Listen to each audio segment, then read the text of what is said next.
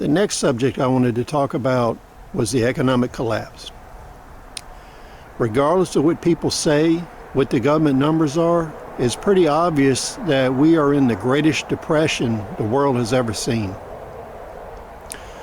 When you look at unemployment numbers, all of a sudden this week they're coming out and admitting that there's a lot of people they're not counting, and that some of these jobs that they're counting, it may take 3 part-time workers to make up for the loss of 1 full-time job.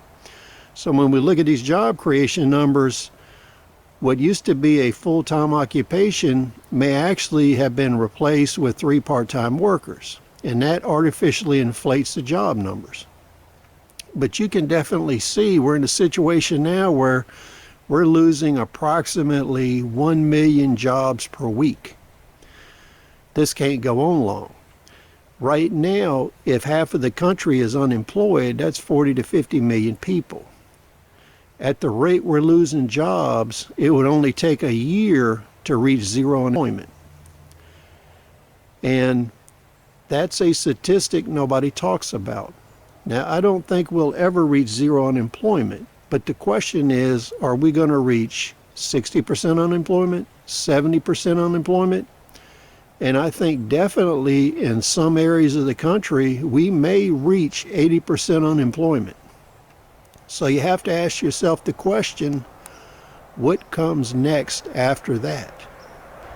So when we look at what's happening and what's going on, basically now we're talking about a universal income.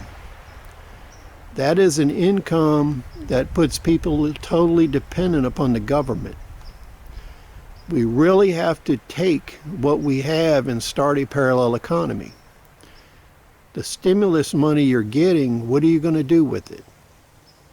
The important thing is you have to establish a debt-free place to live. You have to have a debt-free business that can support you with income in a parallel economy or in a microeconomy. You need to have some kind of mobility so you can go after work. So these are things you need to think about, because right now we're at 50% unemployment.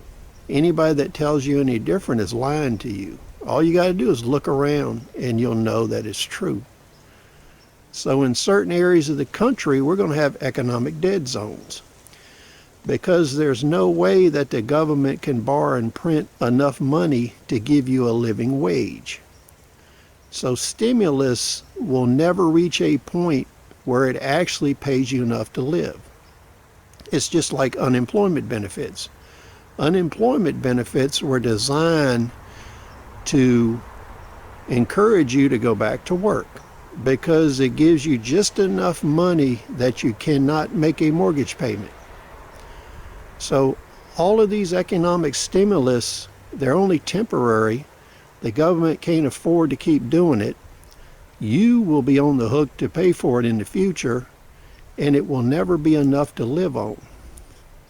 So the only choice you really have is to take whatever stimulus money and resources you have and find some way to start a business or do work to support yourself.